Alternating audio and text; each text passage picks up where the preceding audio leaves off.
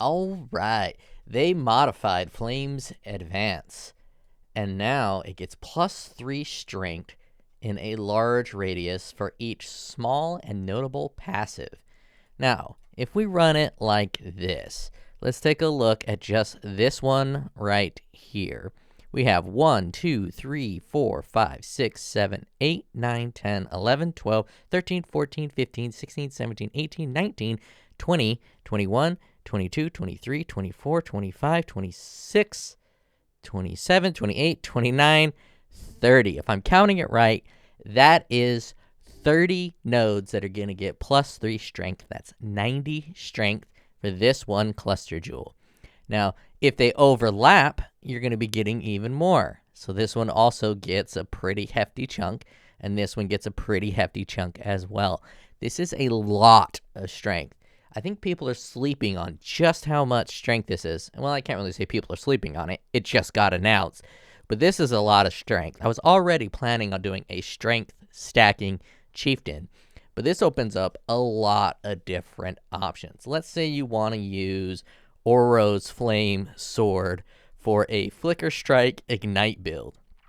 With this setup, you can pop right over here to Perfect Agony, then come down here and get these beautiful nodes there, and there, and you have a solid Flicker Strike Ignite using Perfect Agony. Or, if you want to use that Boon Mace that has spell damage increased by strength, you can do something more along this lines and use some spells with strength. Like this, and then we can path out of here, like so. Like this. And with this, you're going to be able to triple stack because each one of these spell damages are going to turn to fire. So if you're doing Righteous Fire, each one of these is going to be fire damage, and each one is going to be tripled. So this is going to be 24 fire damage, 24 fire damage, 24 fire damage, and 30 fire damage. And this one up here has 16% spell damage, and it's getting hit with 2. And if you want to come over here and get these movement speeds, this one's also being hit by 2. So you're getting another 32% there. And this is all on top of these strength nodes.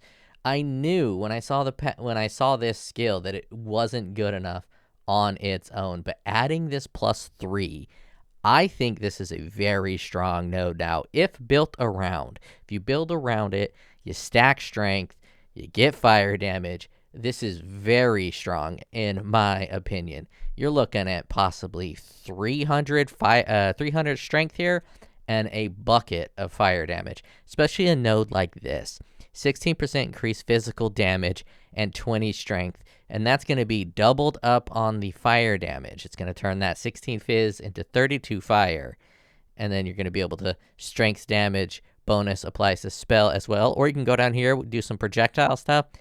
I love this change. I think that them adding +3 strength to it is very sneaky, and I think that it's going to be a lot of damage. It is a lot of wasted points to go through here, and it's a little bit awkward because sometimes you won't want these cast speed nodes, and you can just path around it differently. I prefer to go through these mana nodes in this way over here, but you can also go this way if you want to get this spell suppress, and this is really strong.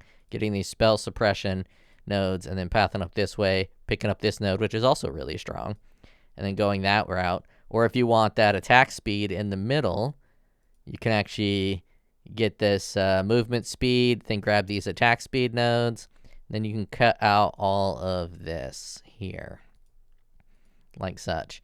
And if you really wanted to, you can even go up this way to get it there. But this node here is kind of dead. I mean, you're strength stacking, so you get 5 strength and 12 life, but that's a really bad node, especially in comparison to this one, which is giving you the fire multiplier. But there is a lot that can be done in this little mid section. And that's not even including all this other stuff. You're going to get extra fire damage, extra strength from every cluster jewel. And so you can just really go through and grab these cluster jewels. And cluster jewels are super strong, and not cluster jewels, jewel sockets are super strong anyways. And we don't really know how it's going to work with the cluster jewel. So we throw it in a cluster jewel. You throw it in here, you can get a bunch of strength nodes too. And you can transform this 30% increased staff damage and this mace damage to fire damage and use them both if you really want to. I don't know how that's going to work. The conversion's a little awkward. But I think that is a change that now turned that from a node that nobody will use to a node that at minimum I'm going to use. On the new Chieftain, I'm going to take the resistance nodes. I'm going to take the fire resistance with damage over time multiplier to 0, and then I'm going to take this Flames Advance. Don't sleep on it. If you're a builder, put it on your ideas. I think it's going to be very strong. I think it's going to be very good. And I think it's interesting. I like the change. And I think the Chieftain, I called the Chieftain because with his fire nodes, it's going to free up suffixes. You're going to be able to select life, fire, and strength super easy. And then roll fire resistance and chaos. You're going to be at max chaos resistance. You're going to be at max fire resistance, which is going to put all of your other elementals at max. And you're going to get a bunch of strength with that. My starter build is going to use that Boon Mace or Dune Mace. I forget what it's called. Your spell damage is increased by strength or whatever it is. It's always cheap. It's like 1 chaos throughout the league. And I'm just going to start stacking strength from the very, very beginning. That is all. I just wanted to highlight that this +3 to strength is actually really good for strength stackers. Really good.